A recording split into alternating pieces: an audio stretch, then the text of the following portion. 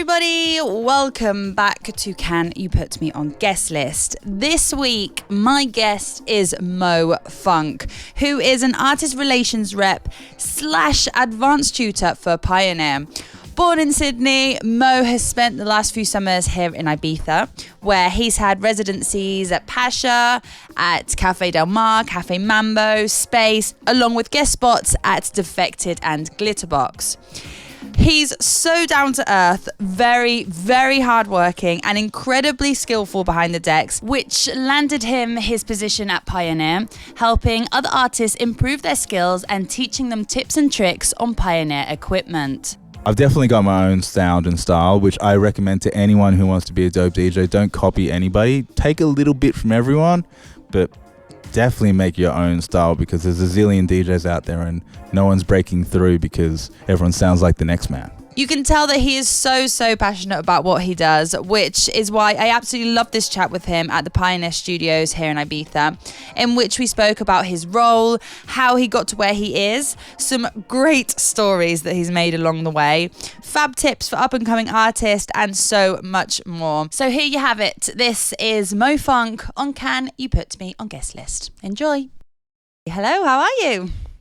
I'm doing great. Thanks for having me on this show. I'm so excited. I know, I'm excited too. Thank you for inviting me to your little What would I call this place? I was just going to say, what is this place? It's the hut. It's the learning hut. It is. It's really cool. You would never expect that this is inside. No, that's why I love it. That's why I love it. It's private, and like I think when I bring people in here, they're like, okay, I get it now. It's really now we cool. can get down to business. It's private like that, and I think it's for a good reason. Like, there's not even a sign outside, nothing. No, you would never know. Perfect. I love that. I love it. Right, so let's just start off. I think this is going to be a really interesting conversation today because, well, I haven't spoken to anybody like yourself on the podcast at all, so I'm really excited. Cool. So, to start things off, you are artist relations rep / advanced tutor for Pioneer. Can we say that? Damn. Sounds good. Yeah, I mean, artist relations rep is the title, but I mean, it's more so advanced tutoring because everyone knows how to use the CDJs, but what I've learned is most people need to know more. And like, that's my role, is to show everybody the in-depth tricks and techniques about how to use everything properly. We're at that time in like DJ world where there's a zillion different ways you can perform, but no one's really been shown how to perform correctly. So, I mean, this is why I'm here. And yeah, it's been amazing. I've met so many heroes and like stars that, yeah, it's been an incredible summer this year. Yeah. So you get people to come down here to this space. Yeah. And you teach them different tricks. So they come here. Or do you, Well, I go out. I mean, I have got relationships with DJs. Being a DJ myself, I've met just DJs out in clubs and all that for years, and just letting everyone know what I'm doing, it you know, lets people know that I'm legit, and there's an opportunity for everyone to learn. Everyone wants to learn. Like no one's stubborn saying like, yeah, I know everything. I don't need any help, but like everybody needs help. For the good, you know, it's not like, yeah, you know, there's things that I still learn about certain situations. Like, for instance, Felix the house cat uses Tractor, and I've managed to convert him to use Record Box, but that was a long process to get someone off of a laptop and back into using CDJs. And like, there was a lot of little things that I had to learn myself about just the conversion. Yeah. That for an example. Would that be because he wants to change, and he comes to you? Yeah. Okay. I mean, I didn't know Felix at all, and his manager mentioned it to me randomly, saying like he hates using the laptops now. He doesn't want to. There's a thing called Serato face, which is like that weird glare that DJs have when they're using a laptop to DJ. They're like just glaring at their screen like they're looking at emails, and that's just become a meme. It's like an internet meme, Serato face. If you Google that, you'll know why. And like, it happens to every DJ because they're just staring at a computer screen. It's not a good look. I'd be like, if I was in the audience and I was looking at a DJ and they were using their laptop to DJ, I don't know, it's not a good look, but I think he just got sick of using laptops and wants to make his life easier by using USBs. Yeah. Yeah. So how did you get this job? Through, don't want to sound like a wank, but like I just really love DJing and like just going as far as I can technically with what I have in front of me. And I just learnt CDJs back to front. And yeah, I just always wanted to be a great DJ, and like I don't want to like show off in front of people, but just to be great all the time. And like the right people heard me at the right time. Like I first came here in 2008, and got little opportunities to DJ here and there, and I eventually landed a residency at Pacha when Pacha was amazing. That 2009 to 2012, when like Luciano, Vagabundos, all that stuff was kicking ass. I was up on the roof terrace quite a lot, and that place is where a lot of like the A-listers and like industry people would hang. Do you remember that, Katie? Yeah. Right? That great rooftop up on the terrace at Pacha Ibiza. And because of that, a lot of industry people would hear me and be like, who's this guy? You know, like eventually Dan Tate and a few of the people from Pioneer would bring in the new equipment to that roof terrace and like demo it, have a little room to showcase all their equipment. And, you know, because I was DJing there, they would ask me if I would look after the room. And yeah, these weird little opportunities came about for me to get further involved with Pioneer, like photo shoots and weird little things like that. What, like you were in the photos? Yeah. There we go. I think that was for the CDJ 2000. I think the CDJ 2000, the original one, the USB one, that was years ago. Like modeling them like that? Basically, yeah. But yeah, I've always had this little relationship that kept building and building over the years. And this job in particular, it didn't really exist. It never, the idea of like helping other DJs get better, I mean, no one really thought about that, but I just went out of my own way to help certain guys improve their skills, because I had like a workflow, I had like I would call it like a template about how to recreate what I would do and show it to others. Mm-hmm. And yeah, DJ Sneak is a really, really close friend of mine. I actually stayed with him one season years ago.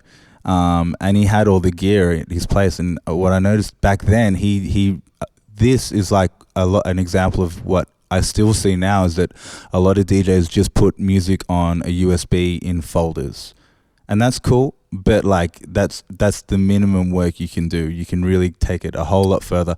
That was Sneak about like 5 or 6 years ago. And it took him a long time to transition, but like with my help, he managed to convert himself from using files in folders to using Rekordbox and going deep with looping and hot queuing and all that skillful stuff you can do in the CDJ.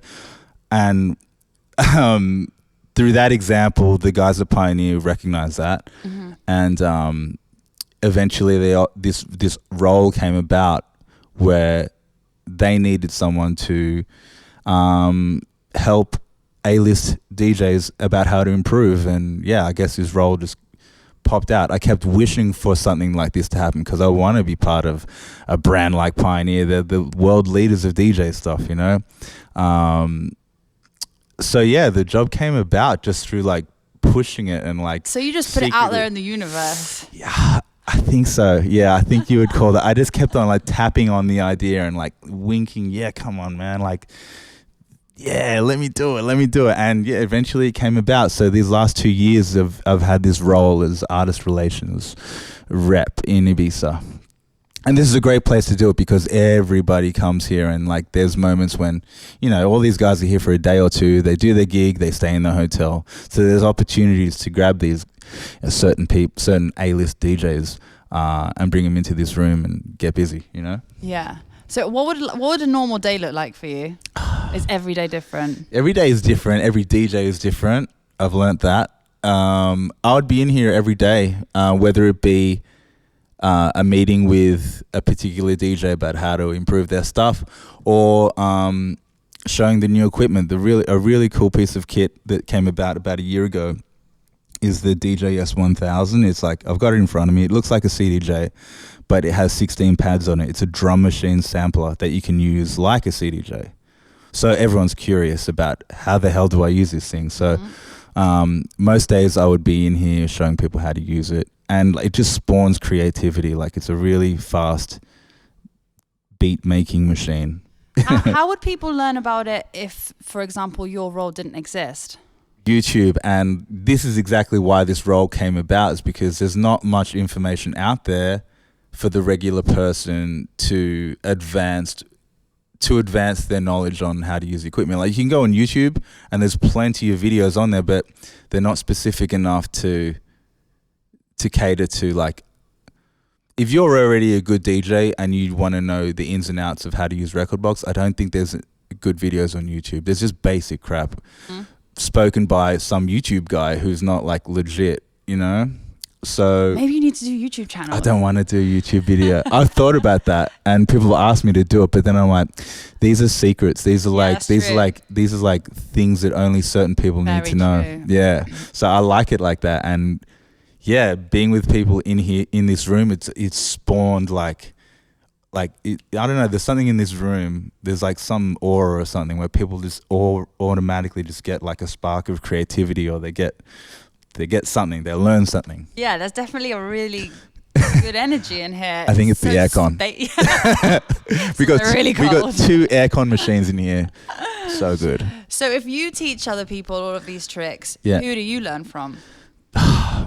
Or is this just playing around? I'll be honest, I'm a super DJ geek. Like, I love like the technical hip hop guys in particular, Jazzy Jeff and all those guys from the old school, like, who started it. Like, I've always wanted to be a DJ, and as if you ever love something with a passion, you want to know the ins and outs, the history of it, who's the best, all that stuff. And that's what I've been doing all my life. So I just wanted to make a lane for myself, Yeah. And take little snippets of what Carl Cox does, what Derek Carter does, what Jazzy Jeff does, and make my own thing. That's and wicked. I love that. Yeah, and just being my own. I've definitely got my own sound and style, which I recommend to anyone who wants to be a dope DJ. Don't copy anybody. Take a little bit from everyone, but definitely make your own style, because there's a zillion DJs out there and no one's breaking through because everyone sounds like the next man. Yeah. I go out to parties all the time here in Ibiza and I hear the same stuff over and over again. No one's like impressing me technically. I was going to say, has anybody really impressed you this summer? No? I mean, like, I'm happy going to see the legends play. I'm friends, fortunately, I'm very lucky to be friends with a lot of these people I call heroes nowadays, because I've watched them grow. Like, I've heard them all my life, all the tunes and how they DJ. It's been amazing to like break the ice with certain people and like become friends with everyone through this That's job. what I was going to say. Is that through this job? Through this job, for sure, because I've helped them. Mm-hmm. And yeah, I don't know, I guess I've got a bit of a good name now. Yeah, definitely. And I just wanted to go back to what you were saying about how you kind of created this job for yourself. Yeah. I think that's really amazing, because it actually does go to show, like, if you actually do work really, really hard and you really believe in yourself, then you actually can do it. This job literally I don't think it even existed, the thought of it. It was needed. Like, a company so big as Pioneer are putting out these incredible products that cost a lot of money, but there's nothing out there to help you, like, to guide you to learn it better. Yeah. Except for like 2-minute videos on YouTube. A really special thing about this job is that I learn how everyone DJs. I know I'm never going to tell anyone who does, like, who's good and who's bad and shit, but it's amazing to learn how everyone DJs. Everyone DJs differently, and everyone looks at the equipment differently. Yeah, once I show them little things and how to get better and how to make things faster, it's like, like a spark comes to everyone's minds. Like, oh shit, this is how you do it. That's how you do it. Okay, so. Are there a lot of people then that don't know a lot of how this works? Yeah, 9 times out of 10, DJs don't know how to use. Yeah, I'm talking about A-list DJs. Mm-hmm. They don't really know how to use this to its full effect. Yeah, it surprised me. It surprised me so many times. Yeah. But that's because, again, like, there hasn't been like a helping hand to show people how to really take advantage of this stuff. It's like, here's the new equipment. There you go. There's no instructions. Go for it. Yeah. If you're a geek like me, you'd figure it out and you'll learn it back to front instantly. Yeah. But most people are just like, I guess most A-list DJs would turn up to a club and go, oh, wow, this is the new CDJ. Okay. Now what? Now what? Yeah, exactly. And I've seen that, and I can understand that's the issue that happens. But now in 2019, the role of artist relations has expanded, and there's guys like me in most countries. There's a couple of guys in America, a couple of guys in the UK, all around Europe. No one in Australia. Hopefully the job comes there. That'd be sick. Yeah. But half the year Australia, half Ibiza. Damn, that'd be sick. Hopefully. I mean, I felt. Well, you got this far. Put it out there. It's probably going to happen. I'm going to keep putting those vibes out there for sure. Yeah. What are the biggest challenges of this job? Challenges, just not knowing what to expect, what questions that they're going to ask me. I have to know the answers. Like, if I don't know the answers, I'll look like a dick, you know? So there's been situations where I definitely had to study up before the certain artists would come in, because like Recordbox is always improving the software on the computer. There has been a few years where it's not been perfect. It's been a bit glitchy, especially when it comes to like file management of your tracks.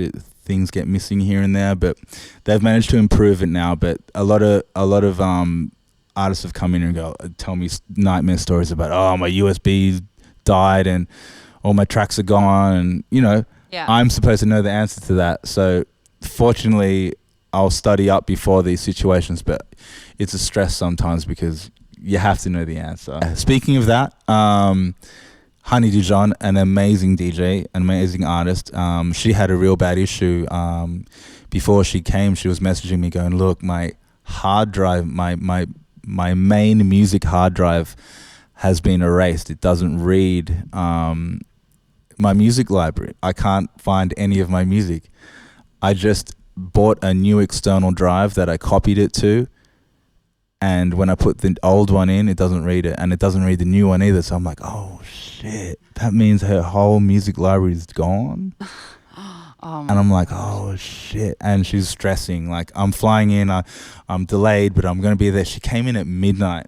I was here waiting from like 9 o'clock, just going, fuck, okay, I better just learn and find out. I sourced every piece of information I can get, YouTube, Google, all that, and all documents that I've got through the company about what to expect, because she didn't really explain in detail what happened. So I just had to know every possibility before she came. She came in here at midnight stressing, panicking, because she had to play at Pacha that night at Dixon night. And this was at midnight, and she had to be on at like 1:30. Oh my God. So I'm like, fuck, I really need to know what's up. So she came in panicking. She explained everything to me.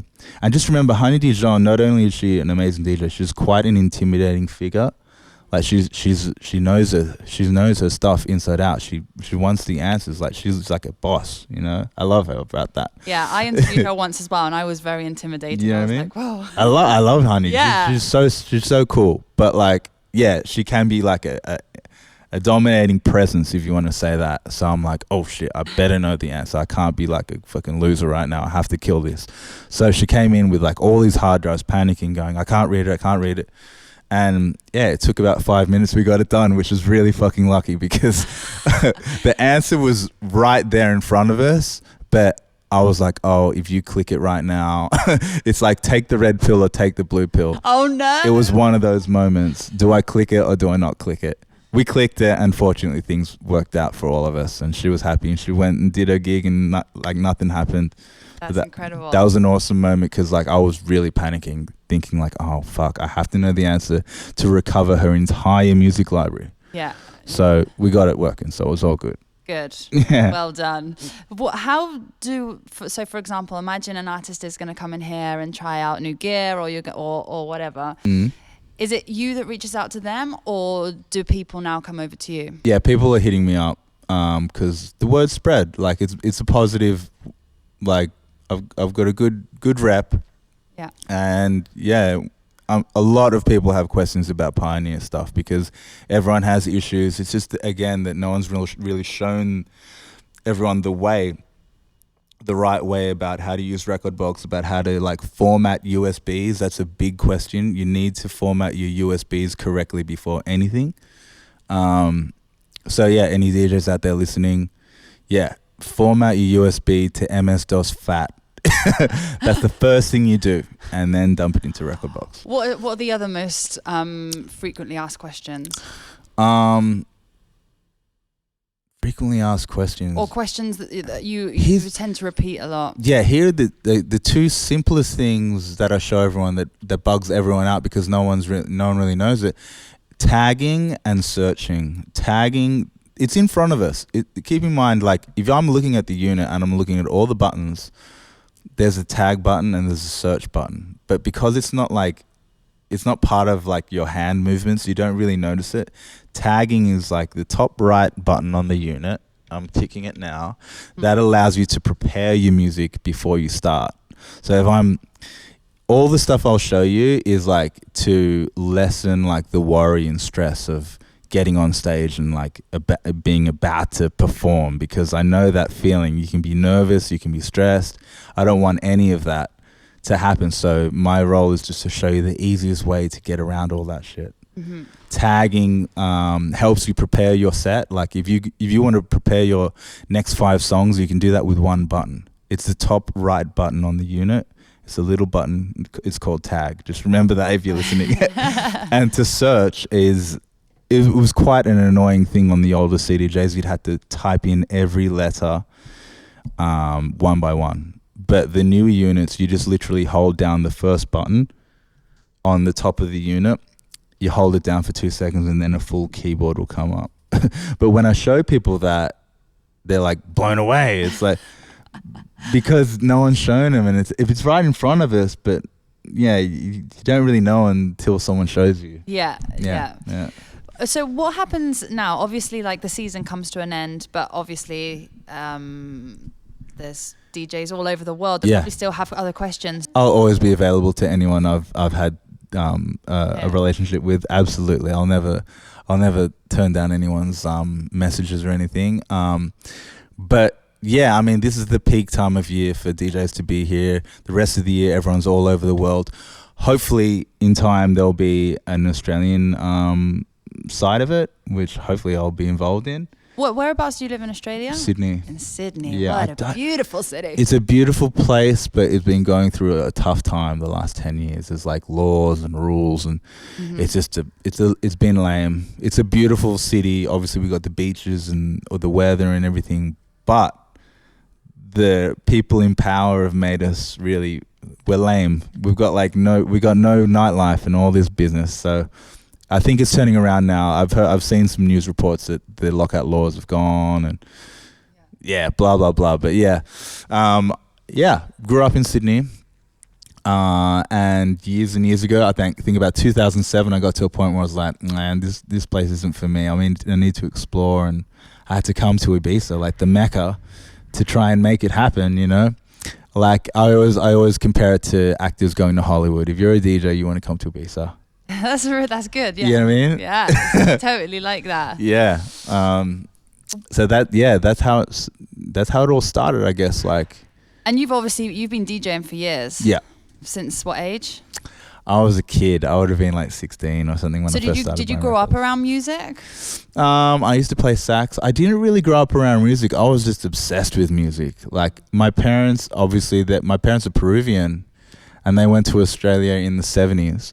And they obviously played a lot of salsa and everything, but they weren't really like, you gotta listen, you gotta love music. No, it was none of that. I think I was just a little kid who was obsessed with Michael Jackson and Prince, and like I think everything just comes from those guys. Yeah. Michael and Prince all day.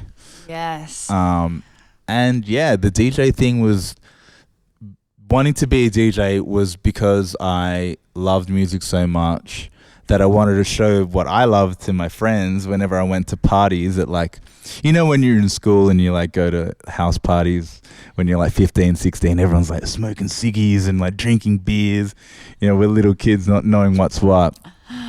House parties and everything, and no one knew anything. They just put like the radio on. Oh, yeah, it was then shit. the acts come in. Yeah. So I just wanted to. I always used to carry around a bag of CDs and try and play it, but I don't know. Oh, that that's just. so cool. I guess that just came eventually after time. I'm like, oh, so that's what it is.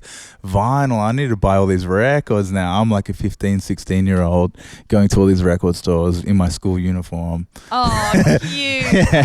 And yeah. And you just think from there you just were really curious, and then you just started like learning more and more. Yeah, house music came in.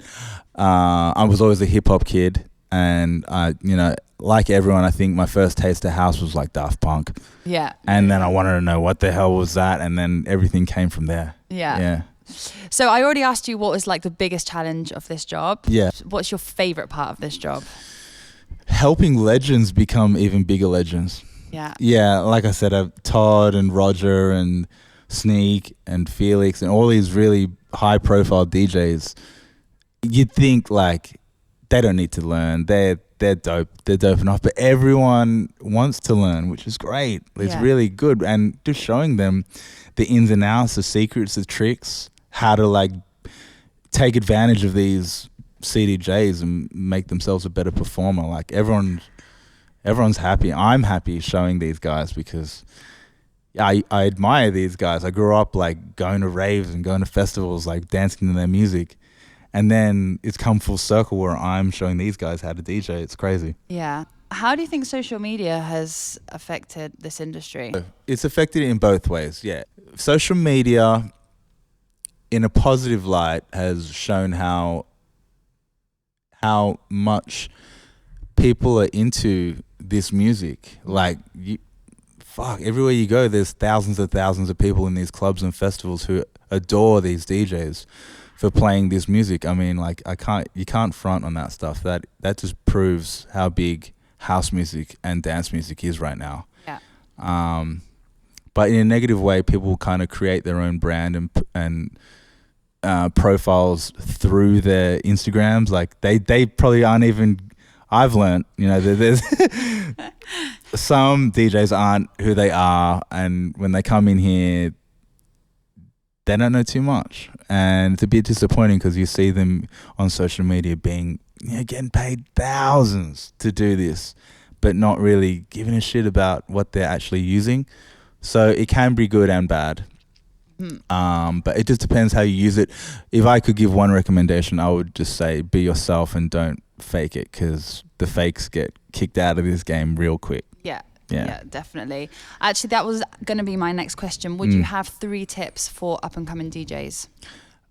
Absolutely. I'm sure you have loads. I mean, you guys could look up to whoever you look up to, but just make sure the people that you look up to are actually great at what they do. Not just because they're smiling and DJing to millions of people.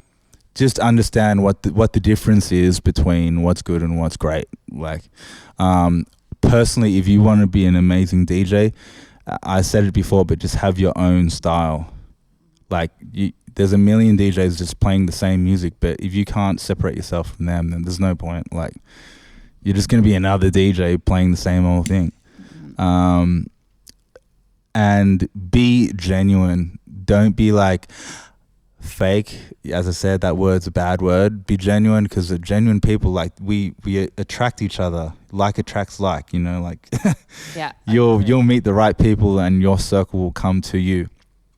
Another tip would be, don't if there is one word, I wish the DJ world would focus more on skill.